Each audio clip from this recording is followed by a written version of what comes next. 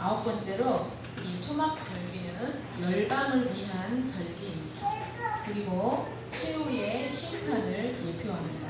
13절에서 16절 같이 읽겠습니다. 시작. 너희 번제로 여호와께 향기로운 화제를 드리되 수송아지 13마리와 순양 2마리와 1년 된 순양 14마리를 다 흠없는 것으로 드릴 것이며 그 소재로는 고운 가루에 기름을 섞어서 수송아지 13마리에는 각기 10분의 3이요 순양 2마리에는 각기 10분의 2요 어린 양 14마리에는 각기 10분의 1을 드릴 것이며 상번제와 그 소제와 그 전제 외에 순염소 1마리를 속죄로 드릴 것이니라. 자 보세요. 초막절 첫날에는 이제 민수기 29장은 절기법은 출애굽기에서도 나오고 레위기에서도 나오고 민수기에도 나와요. 그런데 각 절기법에 대해서 다루는 부분이 달라요. 민수기는 절기에 드리는 제물에 대해서 설명합니다. 자, 그런데 초막절에 드리는 제물은 우리가 주의 깊게 살펴볼 필요가 있습니다. 모든 절기의 제물이 다 마찬가지지만 자, 초막절 첫날에는 수송아지 13과 순양 2마리, 1년 되고 흠없는 순양 14마리를 번제로 드립니다. 그리고 매일 드리는 상번제와 함께 또 순염소 1마리를 매일 드려야 했습니다. 자, 이것을 모두 합치면 초막절 첫날 드리는 제물의 수는 모두 몇 마리일까요? 세보세요. 어? 땡! 자, 벌써 보여주나요? 벌써 보여주면 안 되는 거였는데. 틀렸네요. 괄호 있는 거. 괄호가 왜 들어갈까요? 매일 드리는 상번제가 있잖아요. 아침 번제, 저녁 번제. 절기가 되어도 상번제는 항상 드리는 거예요. 그러니까 16은 그 초막절기에 드리는 14마리의 제물에다가 더 2를 해서 16이에요. 매일 드리는 상번제를 더해서 16이에요. 그러면 첫날 드리는 초막절 절기의 제물은 모두 몇 마리일까요? 32마리죠. 그럼 초막절이 며칠이에요? 7일이죠. 기본적으로 7일이에요. 거기다가 자, 그러면 그리고 제8일에는 순송아지 1마리, 순양 1마리, 어린 양 7마리, 그 다음에 순염소 1마리예요. 자, 이제 7일 이것이 이제 만약에 7일 것만 계산을 한다면 32마리 곱하기 7은 몇이에요?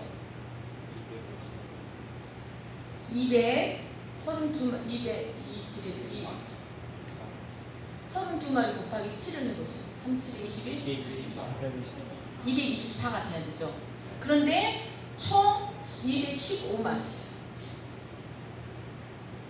8일까지 다 합쳐서 215마리예요. 자, 아무튼 초막절 절기에 드리는 제물이 다른 절기보다 훨씬 많다는 것은 이 초막절기가 가장 중요하다, 가장 큰 절기다라는 것을 보여줍니다. 그런데 이 초막절 절기 초막절에 드려지는 제물 중에서 중요한 부분이 있어요. 수송아지가 하루에 1마리씩 줄어든다는 거예요. 그쵸? 첫째 날은 13마리, 둘째 날은 12마리, 셋째 날은 11마리, 쭉쭉쭉 일곱째 날은 7마리로 맞춰져요. 그래서 모두 합치면 몇 마리일까요? 수송아지가 한숨을 보십니다.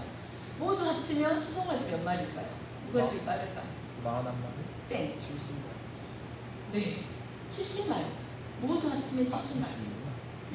자, 17, 18절을 먼저 보여주세요. 17, 18절을 같이 읽겠습니다. 시작. 둘째 날에는 수송아지 12마리와 순양 2마리와 1년 되고 흠없는 순양 14마리를 드릴 것이며 그 소재와 전제는 수송아지와 순양과 어린 양의 수요를 따라서 규례대로 할 것이며, 여기서 수요를 따라서 규례대로 할 것이며 라는 말씀이 중요해요.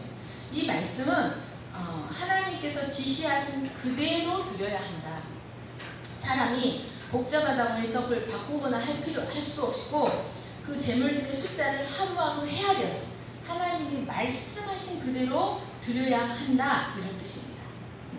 자, 하나님은 이 수송아지를 마지막 날에 7마리가 되도록 그리고 총 70마리가 되도록 이 숫자를 의도적으로 구성하셨습니다. 여기에는 아주 중요한 의미가 있습니다.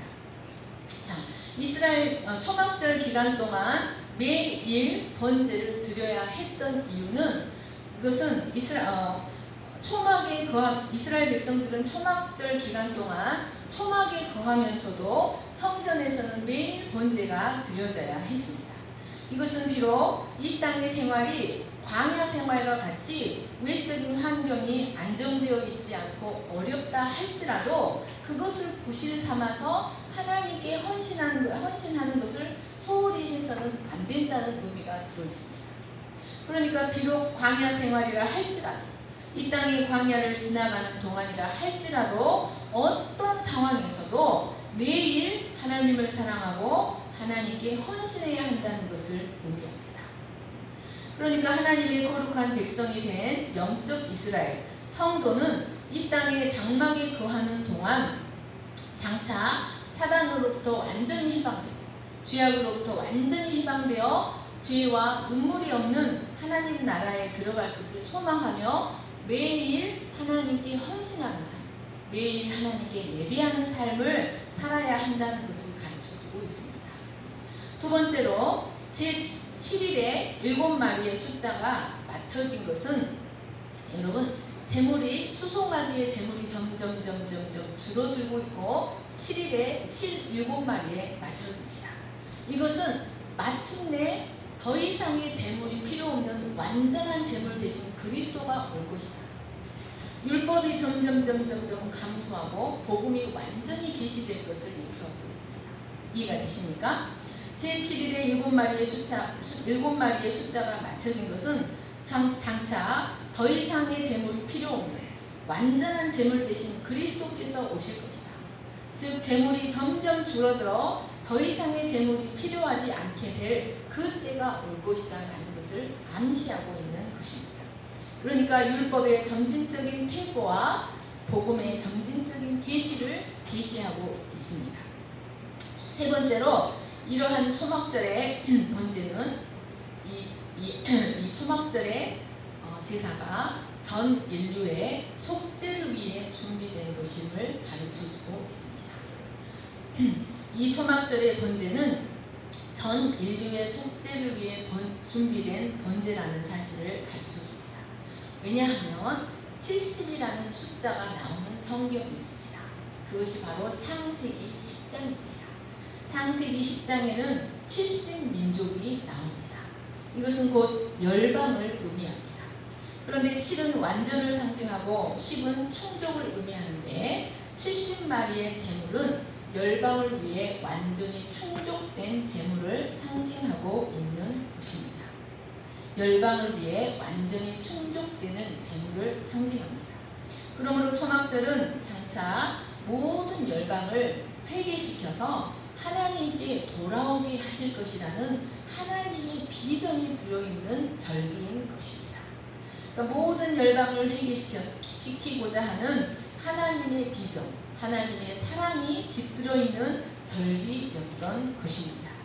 스가랴서 14장 16절에서 19절을 같이 읽겠습니다. 시작. 예루살렘을 치러 왔던 이방 나라들 중에 남은 자가 해마다 올라와서 그 왕 만군의 여호와께 경배하며 초막절을 지킬 것이라. 땅에 있는 족속들 중에 그 왕 만군의 여호와께 경배하러 예루살렘에 올라오지 아니하는 자들에게는 비를 내리지 아니하실 것인즉 만일 애굽 족속이 올라오지 아니할 때에는 비 내림이 있지 아니하리니 여호와께서 초막절을 지키러 올라오지 아니하는 이방 나라들의 사람을 치시는 재앙을 그에게 내리실 것이라. 애국 사람이나 이방 나라 사람이나 초막절을 지키러 올라오지 아니하는 자가 받을 벌이 그러하니라. 여러분, 그러므로 이 초막절에 70마리의 수송아지 번제는 장차 모든 열방에 열방 중에서 하나님의 택한 백성이 하나님께 초막절을 지키러 올라올 것이다. 하나님께 구원받은 백성이 될 것이다. 그들을 위해 완전히 충족된 제물이 준비되었다는 하나님의 비전을 계시하고 있습니다. 마지막으로 이 초막절은 장차 있을 하나님의 대추수와 심판을 예표합니다. 이스라엘 종교적으로 7월 기간에는 포도를 수확한 뒤에 포도즙을 만들기 위해서 포도를 포도즙 틀에 넣고 발로 밟습니다. 그러면 그 포도가 으깨지면서 마치 피가 튀기듯이 포도액이 옷에 튀겨서 포도즙 틀을 밟는 자의 옷은 온통 붉은 빛으로 물들이게 됩니다.